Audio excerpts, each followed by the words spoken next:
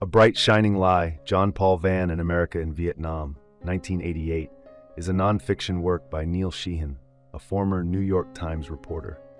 The book earned Sheehan the 1988 National Book Award for Nonfiction and the 1989 Pulitzer Prize for General Nonfiction.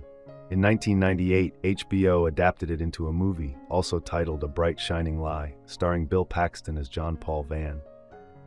The narrative begins with Vann's funeral in 1972, following his death in a helicopter crash in Vietnam.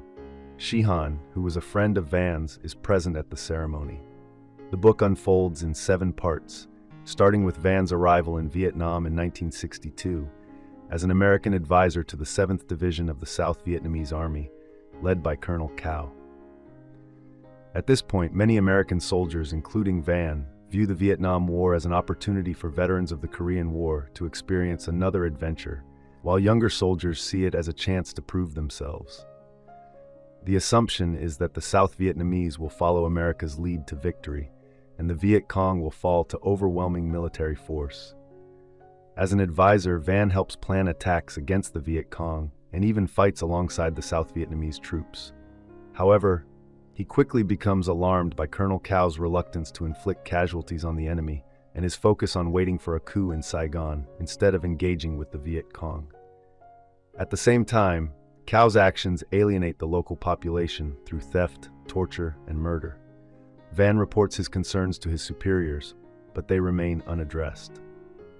In the second section, Antecedents to a Confrontation, Sheehan explores the roots of the Vietnam War, detailing the struggle for independence from the French, the divergent paths of leaders Ho Chi Minh and Ngo Dinh Diem, and the division of Vietnam at the 1954 Geneva Conference.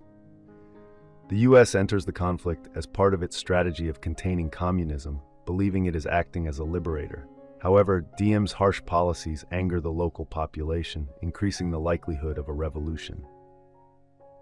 In the section The Battle of Ap Bac, Vann and the 7th Division are tasked with capturing a Viet Cong radio tower near the village of Ap Bac. The mission quickly turns disastrous, with the battle resulting in heavy losses for the South Vietnamese. Vann, disturbed by Cao's ineptitude during the operation, reports the failures to the press, including to Sheehan. In taking on the system, Vann concludes his tour in Vietnam and is transferred to the Pentagon as a military advisor. From there, he relentlessly briefs anyone who will listen about his experiences in Vietnam and his ideas for winning the war. Initially arriving in Vietnam with a patronizing, idealistic view of the Vietnamese, Vann is now confronted with the realization of his own misconceptions. When a general disagrees with his views, he prevents Vann from addressing the Joint Chiefs of Staff. Antecedents to the Man focuses on Vann's life before his time in Vietnam. Born during the Great Depression to an abusive mother, Vann's life was shaped by hardship.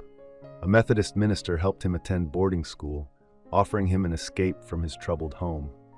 Vann later joined the Army Air Corps to become a pilot, met and married his wife, and built a successful military career. However, his aspirations to become an officer were thwarted by a rape accusation made by the daughter of an Army chaplain. In a second time around, Vann's outspoken criticism of the war back home creates tension. He returns to Vietnam as a civilian with the Agency for International Development, AID, where he rises through the ranks. His dream of commanding a battalion is finally realized just months before his death. Though his personal life is in disarray, professionally, he has achieved what he longed for. Vann attempts and fails to implement a new winning strategy, ultimately compromising with the central military approach. A Bright Shining Lie, John Paul Vann and America in Vietnam, is highly regarded by critics. The New York Times describes it as the book that captures the Vietnam War in the sheer Homeric scale of its passion and folly. The book took Sheehan 16 years to complete, as he conducted interviews, research, and gathered extensive data to create a comprehensive biography of his friend. While Vann's story contains elements of heroism, his personal evolution from an idealistic, all-American figure to a critic of American military strategy reveals troubling themes of paternalism and racism toward the Vietnamese. When Vann first arrived in Vietnam, he knew little about the country or its people. Over time, his experiences reshaped his views and strategies.